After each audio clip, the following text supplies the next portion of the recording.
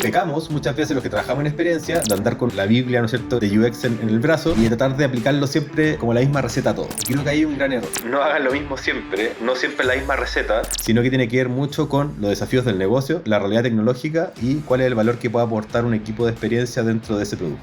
Hola, ¿cómo están? Soy Álvaro Añón y les doy la bienvenida a un nuevo episodio de Digital Experience by Soho, un podcast sobre la madurez digital de las organizaciones. ¿De qué se trata Digital Experience? Es un espacio para conversar sobre cómo lograr que el diseño impacte significativamente en las organizaciones y sus usuarios. Le hablamos a ustedes, gerentes, líderes e integrantes de equipos digitales de alto desempeño. Antes de empezar, si te gusta este podcast, te puedes suscribir y activar las notificaciones. Sería genial para no perder ningún episodio. ¿Nos acompañas en esta experiencia? Comencemos.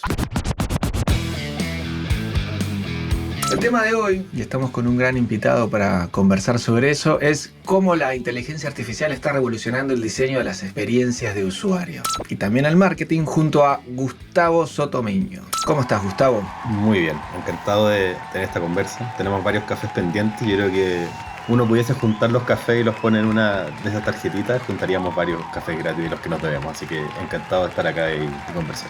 Muchas gracias, Gustavo. Gustavo tiene una fuerte formación en comunicación, marketing digital y gestión de proyectos digitales. Lleva más de 12 años liderando equipos de diseño, de experiencia de usuario, transformación digital y productos end-to-end. Tiene un máster en Science en Human Computer Interaction en UCLA de Londres, magíster en comunicación UDD, la Universidad del Desarrollo, postítulos en liderazgo de la Pontificia Universidad Católica, gestión digital en la UDD y negocios digitales. Es un apasionado de la experiencia digital con una combinación de trayectoria profesional en enseñanza, escritura, blogs, conferencias y trabajos científicos. Ha hecho un poco de todo. Y atendé lo siguiente. Lleva más de 10 años trabajando con la metodología Human Centered Design. ¡Wow! Más de 8 años de conocimiento y aplicación de Customer Experience Metrics y más de 7 años liderando equipos de diseño multidisciplinarios a gran escala e impacto. Gustavo, adicionalmente, como si fuera poco, es Head of Product Design y Experience de Justo,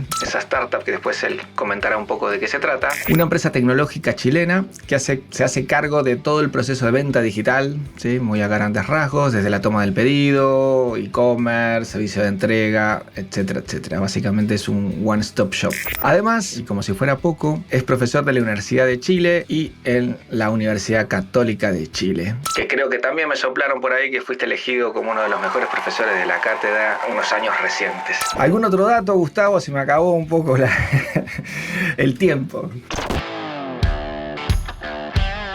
Buenísimo. No, además soy papá de dos, de la Dominga y el Santi. El Santi tiene 1 año y medio, así que probablemente ojalá no lo escuchen en esta edición del podcast, pero tiende a aparecer de manera disruptiva comúnmente. Así que ha sido un nuevo aprendizaje también, como saliendo de pandemia, ser papá nuevamente, ha sido también otra de mis grandes como líneas de trabajo, creo yo. Así que eso lo he pasado muy bien. Me gusta hacer clases, como decía, me gané el premio como el mejor profe de los diplomados de la Chile el año pasado, en 2021-22. Y nada, el mérito de hacer la beca básicamente es cumplir las expectativas de la experiencia de los mismos estudiantes. Cosas tan simples como a veces partir a la hora, terminar a la hora, llevar los contenidos, llevarlos de la mano, decirles qué los vaya a evaluar, un poco armar ese viaje, ¿no es cierto?, que nosotros siempre hablamos del mundo de experiencia. Si como lo llevas hacia el mundo de la educación, la verdad es que también funciona. Así que nada, feliz de tener esta conversa. Buenísimo, Gustavo. Para comenzar, ¿cuál crees, y ya yendo directamente al grano, cuál consideras que es el impacto de la inteligencia artificial en la forma de trabajo de los equipos digitales de producto, de diseño, de experiencias?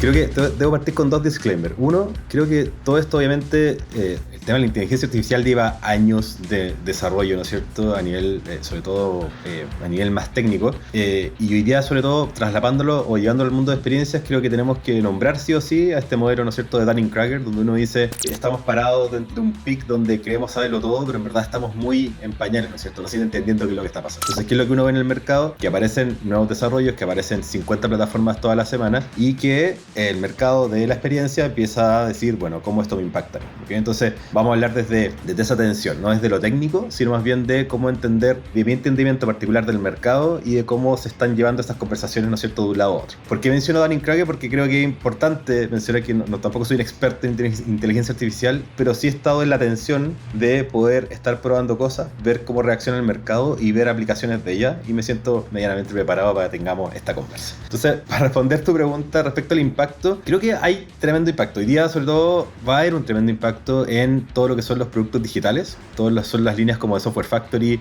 en simple, y para que entiendan, en todos los productos, servicios que están trabajando con esta lógica de hacer discovery, de hacer delivery y generar growth, ¿no es cierto? Porque en toda la línea de productos van a empezar a haber oportunidades donde estos procesos van a exigirnos, ayer lo conversamos también en una charla, las organizaciones nos van a empezar a exigir eficiencia. ¿Okay? Entonces, el otro día me tocó, justo comentaba ayer, pero me tocó hablar con un gerente de un banco de otro país que estaba súper preocupado por la eficiencia de los más de 120 diseñadores que tenía. Entonces decían, oye, ¿cómo logro eficiencias con este equipo? Entonces creo que es súper importante que las organizaciones van a empezar a tensionar y nos van a empezar a pedir, oye, ¿cómo esto de la inteligencia artificial ayuda a mejorar, ¿no es cierto?, ciertas líneas de trabajo? Y esa pregunta se nos viene en distintas líneas, los que trabajan en Discovery, en Delivery, en Growth, y vamos a tener que estar preparados para ello. Perdón, ¿y cuál fue tu respuesta a eso? A la pregunta de cómo hago para eficientar mi equipo de 120 diseñadores, si se puede saber. Fue un espacio de reflexión más que una pregunta, pero obviamente, y aquí podemos abrir la conversa como en múltiples ámbitos, pero hay un gran tema que para mí tiene que ver con la madurez, ¿no es cierto?, está este modelo de InVision, de McKinsey, que habla sobre la madurez de la UX y las organizaciones, ¿no es cierto? Por otro lado, creo que es incompleto ese modelo en el sentido de que le falta la madurez de los productos en las organizaciones, ¿no es cierto? Entonces tú tienes distintos tipos de productos y hay productos que son exitosos, hay productos que están en go-to-market, hay productos que se están pensando, etc. Y siento que ahí es donde pecamos muchas veces los que trabajamos en experiencia de andar con nuestro libro, la Biblia, ¿no es cierto?, de UX en el brazo y de tratar de aplicarlo siempre como la misma receta a todo. Y creo que ahí hay un gran error. Entonces yo creo que hay muchas empresas que pierden eficiencia hoy día haciendo cosas que la verdad es que no generan tanto valor. Por ejemplo, si estamos partiendo un desarrollo de un producto, quizás no tiene tanto sentido iterar 2 semanas en armar wireframes y armar toda una estructura, ¿no es cierto?, de narrativa, etcétera, para poder testearla, porque si es que no trabajáis en conjunto con tecnología o si es que efectivamente no estáis utilizando los patrones de diseño que ya tenía armado, porque a veces vaya a generar ese producto, ese relato, ¿no es cierto?, de interacción y quizás lo vaya a iterar un montón de veces. Por otro lado, podría ser más conveniente, para seguir el hilo, quizá armar un relato con los legos que uno ya tiene de la interfaz, o incluso de maquetearlo y empezar a, por ejemplo, a probar cosas que son un poco más complejas, como por ejemplo, con qué tanta performance va a estar esto en las manos de los usuarios. Entonces, no solamente uno debe partir siempre como con el mantra de perseguir la usabilidad, ¿no es cierto?, que los elementos sean eficaces, eficientes, sino que a veces la experiencia es mucho más compleja que eso. Entonces, creo que ahí es donde tenemos un desafío del diseño, de poder no solamente entender que hay una madurez, ¿no es cierto?, sino también hay un rol que podemos jugar en las distintas etapas de madurez de los mismos productos. Sé que suena como como un rompecabezas lo que les estoy diciendo, pero básicamente el mensaje final es: no hagan lo mismo siempre, no siempre la misma receta, sino que tiene que ver mucho con los desafíos del negocio, la realidad tecnológica y cuál es el valor que puede aportar un equipo de experiencia dentro de ese producto. Eso fue un poco la reflexión continua que obviamente tuvimos en ese minuto. ¿Estás o tu equipo o has participado o tenido contacto con algún equipo que esté efectivamente aplicando inteligencia artificial para mejorar sus productos o para ser más eficiente, mejorar el time to market? Justo, estamos haciendo algunos experimentos para aplicar, ¿no es cierto?, estas técnicas de inteligencia artificial. Te puedo nombrar algunos ejemplos, como por ejemplo, antes de partir un benchmark de producto, por ejemplo, necesitábamos diseñar o rediseñar un nuevo sistema y dijimos, ok, vamos a ver qué están haciendo otros. Y antes de definir las dimensiones de ese benchmark, tuvimos varias conversaciones con el famoso chat GPT para poder ayudarnos a ver, ¿no es cierto?, posibles dimensiones que se nos estaban quedando fuera. Y eso es buenísimo porque al final que pueden ser horas de consultoría que uno está, ¿no es cierto?, rayando en la pizarra, o de repente uno le tira al chat un par de conversaciones y en un par de minutos uno puede tener de alguna manera como un mayor campo de visión, ¿no es cierto? O lo otro que estamos haciendo harto es que nosotros en Justo tratamos de cuidar mucho la experiencia de los clientes finales. Entonces estamos midiendo 2 cosas: uno, el NPS como indicador, ¿no es cierto?, de recomendación, y un Customer Effort Score, como un indicador de esfuerzo, ¿no es cierto?, al final de ciertos procesos críticos como el de pago. Entonces, al hacer esa pregunta de qué tan fácil fue pagar, y estamos preguntando un par de cositas más, estamos recolectando un montón de feedback, ¿no es cierto? En cada uno de los pedidos o en cada cierto volumen empieza a caer feedback, y al final del día podemos tener 2.000, 3.000, 5.000, ¿no es cierto?, como pedacitos de voz del cliente que están ahí. Y una de las grandes dificultades que tenemos hoy día tiene que ver con cómo procesamos esa información, ¿ok?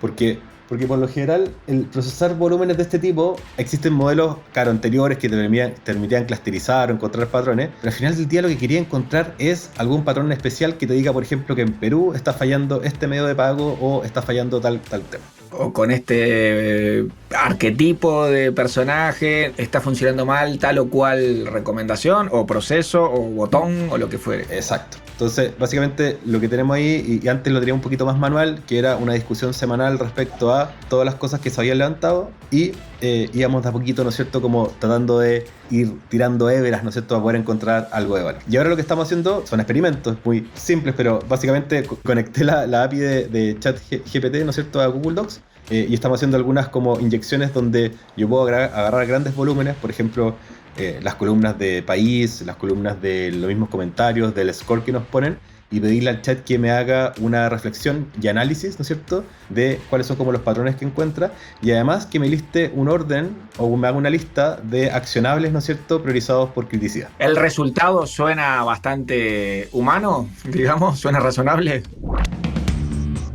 Ya, y hay un punto importante, porque por lo general el chat está alimentado de un montón de otras fuentes que nosotros particularmente no conocemos. Si uno lee esto y lee sensatez, si uno lee esto y si sabes del tema, te hace sentido, porque por lo general los patrones se empiezan a repetir, ¿no es cierto? Entonces, por ejemplo, cuando uno encuentra un problema en un medio de pago, por lo general se repite. Pero sí es importante tener ese filtro. O sea, si es que esa información uno la lanza, la lee y operativiza, por ejemplo, hace un backlog al tiro, yo no estaría tan tranquilo, porque siento que el riesgo que uno le saca no es tanto. Pero sí me es tremendamente útil cuando de un listado de 10 cosas aparecen, no sé, 5 que yo soy capaz de filtrarla y poder traspasarla al equipo y decir, oye, ¿sabes qué? Esta cuestión me dijo esto, vayamos a hacer doble clic efectivamente sobre este medio de pago, preguntemos cómo está la distribución. De alguna manera como que nos ha ayudado a poder encontrar las hebras de manera más rápida. Buenísimo, no, y aparte quizás algunas hebras, como tú dices, que no necesariamente como equipo estaban analizando o viendo, ¿no? Que esa es un poco también la gracia, que analizar la información de manera mucho más eficiente, rápida y con un montón de cruces que a uno no se le ocurrirían, quizás. Exacto, o encontrar valor, ahí finalmente como que eso nos ha servido. Y lo otro que también me ha servido harto, y de hecho ayer, justo esta semana ha sido un poco intensa, pero tuve clase en la Chile en la tarde también, donde estuvimos con los alumnos trabajando en la iteración de arquetipos, ¿no es cierto?, con el mismo chat. Entonces, lo que hicimos fue decir, ok, partamos era un caso, solamente lo voy a comentar porque es un caso ficticio, pero estábamos inventando, por ejemplo, un box de suscripción de libros, que una vez al mes te llegue un libro sorpresa, que existen algunas, pero estábamos iterando sobre eso. Y lo que estuvimos haciendo fue toda una sesión donde estuvimos estresando al chat para que nos ayudara a entender, por ejemplo, posible audiencia interesada, posible TAM, por ejemplo, en Chile, ¿no es cierto?, de este producto, que nos ayudara como a entender un poquito el precio, pero no para que nos haga una definición taxativa y ordenada de qué es lo que hay que hacer, sino más bien que nos ayude a entender y que nos entregue hipótesis de poder decir, ok, según lo que estamos entendiendo, hay un grupo de personas, por ejemplo, que estarían dispuestas a pagar tanto en base a la tasa de lectores, en base como a una especie de funnel que te construye el chat. Y uno dice, ok, y los dolores, que es lo más interesante, cosas que no habíamos entendido, por ejemplo, que se te repita el libro, que ya lo leí. Si eres una persona que le gustan los libros, probablemente hay un set de libros que ya leyó, entonces debiésemos hacer una especie de filtro para que no le lleguen los mismos. ¿Qué pasa con esa persona? Ya le llega el libro, como que, ¿qué puedo hacer con él? Entonces, me gusta ese espacio, incluso que hoy día estábamos acostumbrados a nivel de diseño de divergencia, de hacerlo de manera soñando. Acá tenía un asesor, un consultor, un chat que te ayuda también en esa... Sí. A ver si entendí bien. Esas como barreras o problemáticas que pudiera tener el servicio, ¿te las tiró el ChatGPT? Las fuimos conversando, las fuimos como... fueron como razonando en conjunto, digamos. Exacto, porque hay cosas que obviamente hacen sentido, otras no. Muy interesante, porque eso justamente en esa conversación que a veces uno necesita para procesar y llegar a una mejor idea, estamos hablando de una conversación con inteligencia artificial, podés evitarte o darte cuenta, pucha, lo del libro repetido no lo habíamos previsto. ¿Cómo hacemos para que la persona ponga todos los libros que leyó? Probablemente le quede por fuera un montón, va a ser imposible. Le preguntamos antes qué libro, pero no deja de ser sorpresa. No, muy bueno. Sí. Y lo que sí quiero hacer ahí un hincapié en que esto no reemplaza toda la etapa de research, ¿cachai? Que lo hemos hablado con algunos alumnos y con otros profes, que es, si es que por ejemplo yo tengo que hacer una serie de entrevistas en profundidad para poder entender, por ejemplo, la relación, imagínate un servicio financiero, la relación entre un servicio financiero que quiero lanzar. Esto no reemplaza, ¿no es cierto?, a las entrevistas que vaya a poder realizar, pero sí sería tremendamente útil que la primera entrevista o la primera como setup de entrevista lo hagáis con el chat, porque te va a ayudar a entender, te va a tirar hipótesis. Algunas de esas hipótesis dentro de tu conocimiento te van a sonar tremendamente importantes y quizás van a haber cosas que tú no hayas visto, y esa como conversación te va a servir para estructurar, creo yo, de mejor manera una entrevista y hipótesis un poquito más estructurada. El chat es súper bueno haciendo cosas repetitivas y estructurando cosas. A veces uno dice como, tengo que armar el script de una entrevista, y como que podéis estar mucho rato haciéndolo. En el chat tú le podéis plantear estructura, incluso el chat tú le podéis pedir, dame una tabla de Excel donde aparezcan las dimensiones, agrégale una columna al Excel para poder entender tal cosa, etcétera. Y podrías también darle tu modelo de entrevista, valga la redundancia, para que el equipo lo use y no tenga que repensar y reinventar la rueda. Y a veces pucha, pero ¿para qué perdimos tiempo en algo que ya lo teníamos súper definido? Andá y consultale al chat y te va a entregar cuál es el modelo que usa justo para hacer estas cosas. Listo, ya, perfecto. Súper interesante. Y ahí se viene efectivamente un montón de eficiencias. No solo eficiencias en cuanto a hacerlo mejor, lo mismo, más rápido, sino hacer lo mismo más rápido y mejor. Y es un poco lo que también muchas veces, la inteligencia artificial va a sustituir puestos de trabajo, porque en realidad lo que antes hacían 120 diseñadores, ahora lo puedo hacer con 100. Quizás sí, quizás no. No lo sé, pero probablemente sí. No sé si ahora, pero probablemente en un futuro cercano eso pase. Es lo mismo que uno diga, bueno, pero antes el contador lo hacía todos los cálculos con una calculadora, o lo hace con Excel, entonces, bueno, y no existe contador que no sepa usar Excel. Sí, probablemente un diseñador muy bien entrenado en inteligencia artificial va a ser mejor y mucho más eficiente que un diseñador sin usar esa herramienta, porque es como un contador que no use Excel para su trabajo. O un RP o una herramienta que efectivamente que potencie su capacidad y sus estudios y su experiencia. Súper interesante. Yo lo veo, yo tengo un hijo, tú hoy mencionabas a tus hijos, yo tengo un hijo de 17, está en cuarto medio, es el último grado antes de pasar a la universidad, y él hace un montón de cosas con ChatGPT. Le pregunta, le ordena, le hace cosas, y las cosas repetitivas que él perdía, papá, lo voy a hacer porque para no perder tiempo yo buscando en internet, ordenándolo otra vez, y está perfecto. O sea, ¿está haciendo trampa en los estudios? Yo creo que no, pero se está formando en un montón de cosas, y algo que va a ser vital en el futuro para cualquier profesión, el poder usar la inteligencia artificial a favor tuyo, como usás cualquier herramienta. Todos usamos herramientas informáticas para hacer nuestro trabajo, internet ni que hablar. Ahí me fui por las ramas, pero aparte de todas esas ventajas que estuvimos viendo, ¿de qué forma? Bueno, ya estabas mencionando algo de cómo en Justo estaban aplicando inteligencia artificial justamente para analizar y poder llegar a nuevas hipótesis de qué mejorar en la interfaz, me imagino. ¿Tienes algún ejemplo concreto como de un cambio que haya surgido en base a algún análisis que ustedes no hayan previsto y que fue como sugerido por inteligencia artificial? No concretamente, y ahí te escuché atentamente porque creo que, claro, aparece esta tensión del reemplazo, ¿no es cierto? Pero al final del día, creo que este es el minuto perfecto. Yo soy he sido muy enfático también decirlo muchas veces, que creo que el UX, sobre todo el tema de experiencia, a veces tiende a comoditizarse, ¿no es cierto? Como que al final del día, teniendo muy buenos sistemas de diseño, teniendo muy buenas herramientas, el rol empieza como a cambiar un poquito, ¿no es cierto?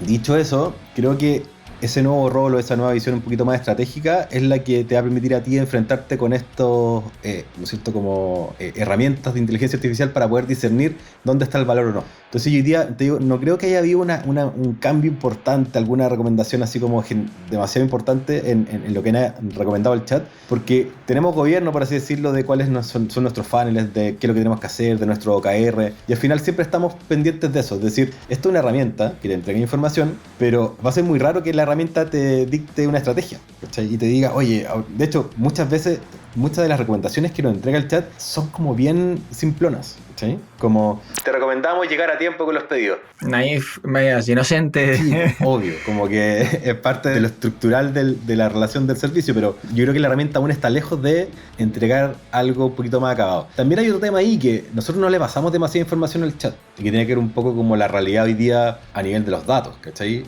Quizás, más que está la privacidad y está también el uso o derecho, ¿no es cierto?, de esto. Porque imagínate, por ejemplo, que yo quiero estructurar un nuevo producto en el mercado chileno. Entonces yo podría empezar a pasarle demasiada información al chat y decirle, oye, ¿sabéis qué? Los segmentos que tengo, estos son como, por ejemplo, el margen financiero que me deja eventualmente cada segmento, y le empiezo a pasar información. Ah, te sigo. Y en otro lado, capaz que estás consultando y usa tu información para entregarle algo así. Exacto. Entonces, al final del día, quizás este sistema me dice, ya, la propuesta de valor del producto se va a llamar, no sé, Discovery, y va a atender a todos estos clientes, y el segmento dice ser así, el go-to-market así, el producto así, y el MVP así. Yo no sé a cuántos más les puede estar dando lo mismo, ¿cachai? Y no hay propiedad, por así decirlo, de los derechos del uso de eso que me entrega. Eso que me está entregando, yo soy propietario porque lo generé el prompt para que me lo dijese. Él es el propietario y por ende puede hacer uso de esa misma inteligencia que yo le acabo de pasar para darle la respuesta a otro. Es un terreno súper pantanoso hoy día. Quizá hay una respuesta en los millones de páginas legales del chat, pero hoy día la verdad es que es una incertidumbre, y por lo mismo hoy día las personas están siendo muy cuidadosas en la cantidad de información que le pasan, en el tipo de información que le pasan y qué hacen con el output, ¿no es cierto?, de esa consulta. Sí, uno tendería a pensar que como herramienta informática, que no deja de ser, más allá de que le llamemos inteligencia artificial, es parecido a un Excel. El contenido y lo que yo genero con el Excel es mío, no es de Microsoft. Las macro, todo lo que hago, todas las planillas que genero a partir del uso de Excel es de uso de alguien, y de hecho uno puede comprar un montón de plantillas para cálculo de flujo, bla bla bla. Pero efectivamente la inteligencia artificial habría que preguntarle al chat si va a usar esta información para una recomendación de un tercero, de qué nivel. Algún otro le ha preguntado lo mismo, en fin, ¿no? Habría que ver qué responde. Y lo otro interesante es que ahí están como los desafíos, ¿no es cierto? Porque por un lado está la veracidad de la información, es decir, cuánto yo confío en que lo que me está diciendo es verdad o no. Hoy día yo creo que depende mucho la fuente, exacto, porque sabemos que el chat indexó cierta información hasta tal fecha y que solamente con esa información puede tomar decisiones. Sabemos que hay diariamente millones de personas que le están inyectando más información y que pueden, ¿no es cierto?, generar esa información. Pero por ejemplo, ayer nos hacían esta pregunta, respecto al algoritmo de cómo clasifica y ordena y prioriza qué información es de mayor valor para darte la mejor respuesta, tampoco sabemos cuál es ese algoritmo que está detrás. Quizás en Google nos es un poquito más fácil entenderlo, porque sabemos que tiene que ver con la relevancia de los sitios, con la indexación de los distintos como contenidos, los backlinks y todo el tema que construye, por así decirlo, como la presencia digital dentro de la web. Pero acá no lo sabemos. Entonces, si el chat me dice, yo le digo, oye, priorízame cuáles son las 3 cosas más importantes que tengo que hacer para definir un go-to-market de un producto. Yo confío que me está dando las 3 que son más relevantes porque generan mejor una ventaja competitiva, pero no sé cuál es el razonamiento que está detrás, la fuente. La fuente, claro. Sí, podría haber una fuente, una fake news basado en la respuesta que está entregando y no supo determinarlo, en fin, súper interesante. Ahí, bueno, tú mencionabas el tema del prompt, el armar esa consulta, esa query, esa orden, que va a ser muy difícil que coincida exactamente. Cuanto más específico uno se pone, probablemente más personalizada sea la respuesta. Pero hablamos mucho de ChatGPT. ¿Qué otras herramientas has tenido familiaridad, te han interesado, has curioseado?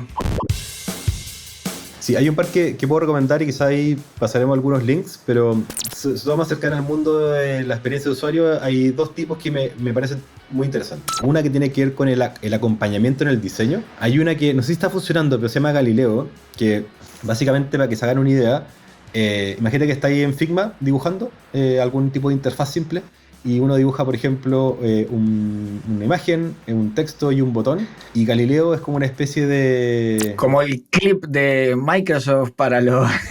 Estaba pensando en algo más moderno, pero pensemos que, claro, que es como una especie de asesor, ¿no es cierto? Como un fantasmita ahí, un ente que te ayuda, un fantasmita, que, por ejemplo, ve que tú estás haciendo eso y entiende que tú vayas a dibujar lo mismo y lo hace por ti. como que se adelanta y te va acompañando en el dibujo. Y de alguna manera me parece súper importante que, porque a veces uno, sobre todo los que aún le metemos mano al diseño, de repente estamos en Figma, estructuramos algo, auto layout y empezamos a estructurar geometrías, ¿no es cierto?, que hagan sentido, donde a veces alguien lo puede hacer súper rápido. O sea, si el robot ya conoce tu sistema de diseño, sabe cuáles son los componentes que tienes, tenía un canvas limpio, tú le puedes decir, oye, agrégame, no sé, 5 productos acá, un slider acá y el tipo lo hace solo. Y ese tipo de herramienta me parece tremendamente potente porque, de vuelta, no está como sustituyendo tu trabajo, sino que está eficientando procesos que de repente es ajustar, entender. Correcto, es como un acelerador. Exacto. Sí, perfecto. Te respeta las separaciones, jerarquías, en fin. Sí, de acuerdo. Galileo. Check. Otras como Genius o Wizard, que es como Wizard pero UI, tienen esta capacidad de que uno a través de un prompt de texto y teniendo, ¿no es cierto?, componentes funcionales desde un UI kit o un sistema de diseño, son capaces de articular de inmediatamente una interfaz. Entonces uno le puede decir cosas que hay que hacer pero quitan tiempo, como por ejemplo hacer la página del perfil. Uno no puede innovar tanto en una página de perfil. Las páginas de perfil se parecen entre sí, tiene tu foto, tiene tu campo, tiene tu nombre, configuración, etc. Entonces, ¿para qué invertir tiempo en algo que efectivamente un robot lo puede hacer en 10 segundos? Y ahí es donde yo creo que también hay una serie de ventajas. Sabemos que cuando uno diseña una aplicación o una web, claro, tiene que haber ciertas distinciones, tiene que haber un territorio, ¿no es cierto?, donde yo quiero ser diferente a la competencia, tener quizás algún job to be done o funcionalidad que sea diferenciadora. Ahí es donde hay que poner la ficha y el esfuerzo en el foco, ¿no es cierto?, en el diseño. Pero las cosas que son operacionales, donde tenéis que levantar, no sé, un wizard o la página de login, ¿es necesario dedicarle 3 días para darle vuelta a eso? Creería que no. Y ahí está la conversa con este gerente que hablaba otra vez de cómo eficientar, ¿no es cierto?, que al final hay distintos como modelos. Genius, Wizard, perfecto, Galileo. Estuve viendo últimamente que muchos researchers hablando de esta herramienta que te permite hacer testeos con usuarios sin usuarios. Hay una que se llama Synthetic Users, que, claro, dice haz research de usuarios sin usuarios. La propuesta de valor yo creo que es un poquito violenta y disruptiva para atraer la atención, ¿no es cierto?, y como transformarse como el detractor. A mí me parece interesante, al menos lo que estuve revisando, porque tiene un montón de información asociada a distintos tipos de arquetipos o personas, ¿no es cierto?, y en las cuales uno puede seleccionar de alguna manera algunas dimensiones respecto a su demografía, como, no sé, pues, sueldo, etc. Y te pueden ir ayudando, ¿no es cierto?, a generar cierta convergencia o análisis en base a poder entender, por ejemplo, cuáles son las costumbres, los ritos, etc. Obviamente esto no reemplaza, como hablábamos hace un rato, como toda una investigación mucho más compleja, incluso etnográfica, que uno puede hacer como de una audiencia, pero sí te ayuda mucho. Es lo que un poco también hablamos en la charla ayer, que hay un concepto que me gusta mucho que es como el time to value, ¿no es cierto? Uno puede dedicarle 3 meses a hacer una investigación para poder llegar a alguna hipótesis y después dar un proceso de diseño y a los 6 meses tener una definición, o acelerar mucho, ¿no es cierto?, este proceso de análisis y entendimiento de los usuarios y poder, no sé, en 2 semanas tener ciertas hipótesis que te permitan ir afuera a testear otras cosas, ¿ok? Entonces no creo que sea como uno o lo otro y que se de alguna manera tensan entre sí. Se sustituyan, claro. Sí. Se sustituyen, sino que creo que tiene que ver con eso. Es como, oye, realmente necesitamos salir temprano con este producto, necesitamos validar hipótesis de esta audiencia, vamos y lo hacemos. Me recuerda mucho a, por ejemplo, a las pruebas automatizadas que usan los programadores. Programan algo y le pasan una prueba automatizada que cumple ciertos ritos para saber si efectivamente se va a caer o no el código que acaba de generar. El diseñador podría exactamente hacer lo mismo, trabajar todo el día o mediodía y tirarle una prueba automatizada de usuarios y detectar por lo menos errores u olvidos gruesos, y después obviamente cuando ya tengo un prototipo mucho más afinado, respetando todos los estándares y que seguramente maneja una inteligencia artificial que deben ser básicos, ahí sí voy a terreno. Entonces puedo estar iterando permanentemente, aparte quizás con unas muestras y unos arquetipos que no lo podría hacer a escala real, digamos, con usuarios reales, porque siempre el test con usuario es cualitativo. Ahora, si yo puedo hacerlo de esta manera, lo puedo hacer cuantitativo. No lo representa, pero como tú decías, lo complementa. Es otra visión que la puedo hacer todos los días. Cada 4 horas, antes de almuerzo, dejo corriendo y después veo los resultados. Sí, arreglo acá. A última hora, perfecto, ¿no?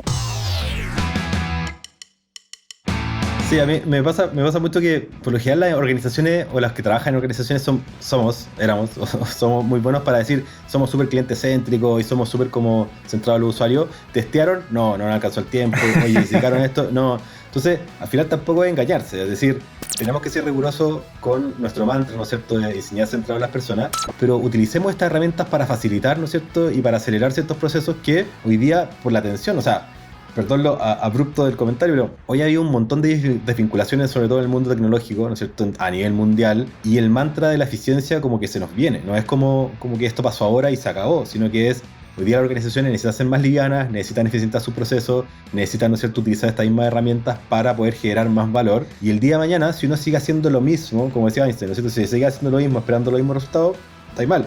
Hoy día el meterse con esta herramienta no significa como ser infieles, ¿no es cierto?, a la práctica, o como de alguna manera como desconocer todo lo que hemos estudiado y lo que nos ha costado armar una práctica como tan profunda y rotunda como el tema de la experiencia, pero sí va a requerir cierta flexibilidad de parte de los mismos profesionales para poder abrirse a esta herramienta y utilizarlas de la manera más inteligente posible. No se trata como de bypassear o como desconocer, sino por el contrario es entender efectivamente que estamos siempre metidos en procesos de diseño donde están, insisto, las madurez del producto y que el valor que podemos agregar desde UX tiene que ver con distintas líneas de esa secuencia, ¿no es cierto? Creo que eso es súper importante entenderlo. Sí, no, definitivamente, Gustavo, ahí estamos totalmente de acuerdo. Porque aparte, muchas veces, bueno, yo, a diferencia de ti que dijiste que aún diseñabas, yo no puedo decir lo mismo, lamentablemente. Me encantaba diseñar. Pero uno como diseñador también te encontrabas muchas veces diciendo o haciendo algo y dices, pucha, pero esto siento que ya lo he hecho 1500 veces y tú te repetís la misma fórmula de éxito que te ha funcionado. Decís, bueno, me gustaría tener más tiempo quitándole a cosas repetitivas que en realidad no se necesita un diseñador, y ahí entra la inteligencia artificial para aportar o crear cosas diferentes que efectivamente ahí está el valor agregado que puedo agregar como diseñador de experiencia de usuario a este producto, pero no haciendo, como tú decías, un login. Cuando hay 1500 logins, todos los logins son iguales, bueno, podremos destacarnos, pero ok, si quiero hacer un login diferente, que puede ser, efectivamente, el login es una barrera en muchos productos, necesito tiempo, y ese tiempo lo consigo sistematizando, automatizando cosas que antes las hacía artesanalmente, ¿no? Básicamente. Mira, ahora tengo una pregunta y viene una serie de preguntas que no debería decir, pero la voy a decir. Son hechas y recomendadas por ChatGPT. Sí, le dijimos, bueno, vamos a hacer un podcast donde vamos a entrevistar a un experto en diseño de experiencia de usuario sobre inteligencia artificial y el uso de la inteligencia artificial. Y tiró un montón de preguntas. Supongo que así es como arma las preguntas la gente de producción. Mentira. Pero yo dije, bueno, probemos, y vamos a hablar de inteligencia artificial, usemos la inteligencia artificial para hacer esta conversación. ¿Cuáles son algunos ejemplos de proyectos? Creo que ya te lo había hecho, que combinan inteligencia artificial y diseño de experiencia de usuario. No importa si participaste, fueron de tu equipo, o qué has visto por ahí. Sí, particularmente lo que mencionaba, como en todas las líneas como del discovery, por ejemplo, de la ideación, de poder hacer la parte de research o la parte de hay una serie de metodologías, ¿no es cierto?, métodos, perdón, que acompañan la metodología de experiencia de usuario, y he visto un montón de casos aplicados con lo mismo, es como en la ayuda a hacer arquetipos, de la ayuda a generar como las dimensiones del benchmark, como te mencionaba, a la ayuda a estructurar, por ejemplo, una propuesta de valor para alguna audiencia particular respecto a un dolor.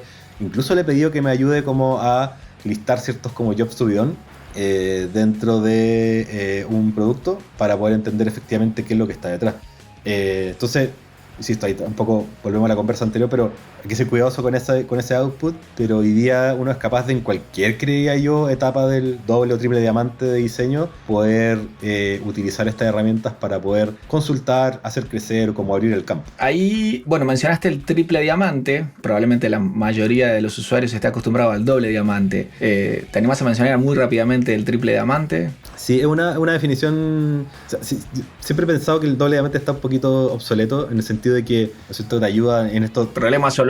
Claro, en estos dos espacios de divergencia, dos espacios de convergencia, donde al final del día como que desconocí un poquito que la experiencia parte cuando efectivamente le pasáis los productos a las personas. Somos nosotros muy buenos como diseñadores para quedarnos como con eso, con el sueño, el journey, el viaje y cómo se ve, pero cuando esto ya toma realidad y las personas lo empiezan a usar es cuando yo creo que empieza a aparecer este triple diamante, ¿no es cierto?, que es entender el valor, iterar, y ya nos empezamos a meter con lógicas más desde el producto, desde la adquisición, la retención y cómo hacemos que los productos sean útiles, ¿no es cierto? Y valorables. Entonces, este triple diamante básicamente es agregarle un diamante más, añade como la dimensión de valor o de captura del impacto, claro.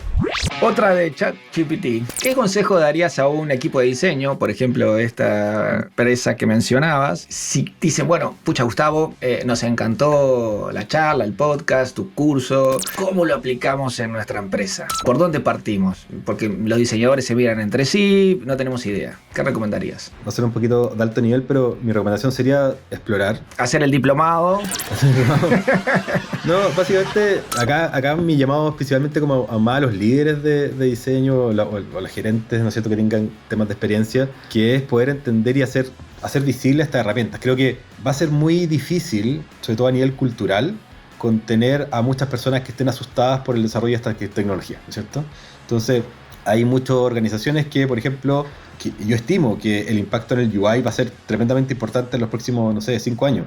Y hay un montón de personas que hoy día solamente hacen interfaz, que obviamente su rol va a estar un poquito cuestionado, ¿no es cierto? En términos del valor. Tú decís, oye, ¿por qué? Temas de eficiencia, etcétera. Entonces, tengo 2 recomendaciones. Una sería a los mismos equipos y las personas profesionales meterse a explorar todo este tipo de herramientas sin miedo. Hay algunas que son gratuitas. Lean un montón, sigan a personas que estén hoy día hablando de esto en YouTube. Yo aprendí a usar Midjourney en YouTube, aprendí a usar ChatGPT en YouTube, como que hay que meterse e invertir tiempo. Perfecto, sí. Y a los líderes, mi mensaje sería, estén preparados para hacer transiciones de su equipo en términos de entender los roles, entender cómo van a ir aportando eficiencia y principalmente creería yo que gobiernen como la cultura, ¿no es cierto?, de qué significa esto de ir cambiando o transformándose a una organización que utiliza esta herramienta. Porque si no cambian nada, si los perfiles de cargo son los mismos en los próximos 5 años, la estructura no varía, en algún minuto va a llegar alguna consultora, estas que son expertas en eficiencia, y te van a decir, viejo, tu equipo, ¿cachai?, está haciendo perder plata o no está rindiendo lo que debe rendir respecto a la expectativa, ¿no es cierto?, de estos roles. Definitivamente, buenísimo. Explorar entonces un poco obviamente todo esto, que como tú bien decías antes, día a día salen un montón de herramientas nuevas, y si efectivamente esto es lo que se libera hoy al mundo, es porque hay herramientas muchísimo más avanzadas que aún no se han liberado.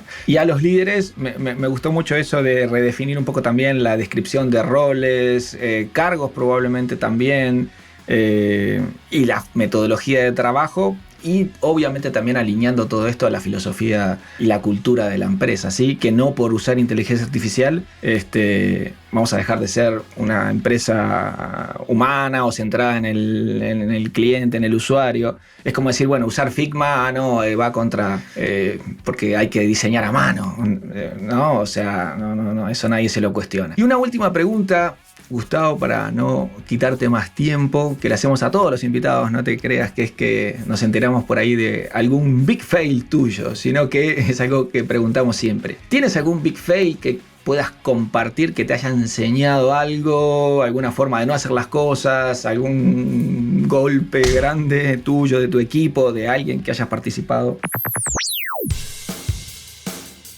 Y creo que también me gusta decir cosas que son desafiantes, que hay que ser bold, ¿no es cierto? Como también. Entonces, creo que uno de los big fails que he tenido es enfrentarme a esto de verme defendiendo la comoditización de las prácticas de diseño, ¿ok? Entonces, esto de defender el método por el método. ¿Cuándo me pasó eso? Estando, por ejemplo, en organizaciones como WOM o después en Accenture, quizás justo menos porque ya estoy un poco más viejo, pero esto de armar el mantra y decir, no, el método tiene que ser así y defender que esto tiene que ser como paso a paso, etcétera, y desconocer, sobre todo por desconocimiento, de que efectivamente, como te decía al principio de la charla, hay distintos productos que están en distintas etapas de maduración. Entonces, uno no puede, de alguna manera, como traer con su receta y tratar de aplicarlo siempre a todo, porque no va a funcionar. Y creo que hoy día uno de los grandes aprendizajes ha sido, de alguna manera, acercarme mucho más como al tema del producto, acercarme como a los indicadores, ¿no es cierto?, de éxito, y entender que el rol y el valor, ¿no es cierto?, que está detrás de nuestras prácticas tiene que ver con eso, en cómo en distintas etapas de madurez del producto podemos generar distintos impactos, ¿no es cierto?, en términos de mejorar, por ejemplo, la adquisición o mejorar la adopción de un producto o mejorar el uso, ¿no es cierto?, de ciertas funcionalidades que están siendo hoy día como poco valoradas, o entender cuál es la siguiente funcionalidad para este segmento que puede generar valor, ¿cachai? Sin desconocer como los OKR o los KPIs que tenéis como definidos. Entonces, creo que eso de no entender que cada producto tiene distintas tensiones del mercado, está embebido en una organización, tiene distinta cadencia de producto, está en una madurez distinta, está en un éxito diferente, ¿no es cierto? Hoy día, como que a veces nosotros desde el diseño somos malos a veces para entender como el del negocio, pero siempre nuestro producto tiene un espacio, un posicionamiento dentro de un mercado donde es escogido por quizás su precio, quizás por algunos atributos. Tenemos que entender todo eso porque eso es parte como de la experiencia, como que creo que acercarnos más a este modelo de que el producto o la experiencia del producto y viceversa es como hacia donde tenemos que ir, no en la experiencia como, por así decirlo, como oráculo de la felicidad que ayuda a definir cómo tienen que ser las cosas, y al final la experiencia, al contrario, es lo que le pasa a las personas, ¿no es cierto?, cuando interactúan con los productos. Perfecto, ¿no? Entendido. Quizás entonces, tú lo mencionaste, no lo dije yo, ahora que estás un poco más viejo, te has vuelto menos académico, digamos, para tus metodologías y menos estricto y un poco más de espacio a entender, como tú decías, el momento del producto, el momento del mercado que puede cambiar y ir ajustando una metodología base a esas realidades e incluso en la misma empresa, no sé si en Justo hoy sucede, pero que si tuvieras varios productos y le exigirías distintas cosas y distintas metodologías y distintas formas de testear, obviamente, a un producto que ya está sólido y qué sé yo, utilizan todos los usuarios, volviendo al mercado financiero, para hacer transferencias, diferente a algo que está en qué sé yo, una herramienta que está sacando en la misma institución financiera para explorar alternativas de inversión, pero que no es transaccional y es más volada, digamos, y es un piloto, ¿no? Obviamente no podés ser tan estricto con una cosa y con otra. Igual hay una clave, mi recomendación también para los diseñadores, o sea, yo lo hago con el equipo siempre, es cuestionarse cuál es el valor que estamos añadiendo en cada una de esas líneas y qué estamos haciendo para cumplir el objetivo. Y lo segundo, hay un indicador muy mundano que es, me ha pasado sobre el último tiempo viendo esto, hay muchos equipos que ya, todas las organizaciones tienen equipos de UX, están creciendo, son un montón. Me gustaría hacerle una pregunta respecto a la cantidad de artefactos que construyen versus el valor que generan. Porque por lo general hay muchas organizaciones que construyen artefactos, hacen personas, etcétera, y después como que quedan ahí como en un cajón olvidados. Sí. Cumplieron con el check, lo tengo hecho, pero después nadie lo consulta. Claro, un artefacto, o esos que hacen como journeys y les quedan preciosos y los pegan en una pared, y tú decís, te quedó bonito, creo que con esa misma plata te hubiera comprado 2 Roberto Mata, pero prefiero tener un journey que sea como un activo, o sea, ¿cachai? Que efectivamente algo dinámico, que te... Vivo, sí, que aporte. Exacto. Correcto. Más que, como decías tú, como, oye, hice el check de persona, entonces estoy listo. Como, creo que por ahí no va el tema. Como el tema es cuestionarse efectivamente el valor que se está entregando, más que cuánta HH está invirtiendo en metodología. No, definitivamente. O a veces a uno le pasa, bueno, yo trabajo más del mundo, tu anterior mundo en la consultoría, no ahora del lado del negocio que estás en una empresa, en una startup de producto, de servicio. Le preguntan a los clientes, bueno, ¿tenés armado el journey o los arquetipos? Sí, lo hicimos como hace 5 personas. Ah, tu usuario y tu mercado no cambió en la pandemia y no se actualizó y estás usando el mismo. Entonces, sí, bueno, pucha, o estás tomando malas decisiones o no lo estás usando para nada, claramente, como tú decías. Última sección y ahora sí, el 3x3.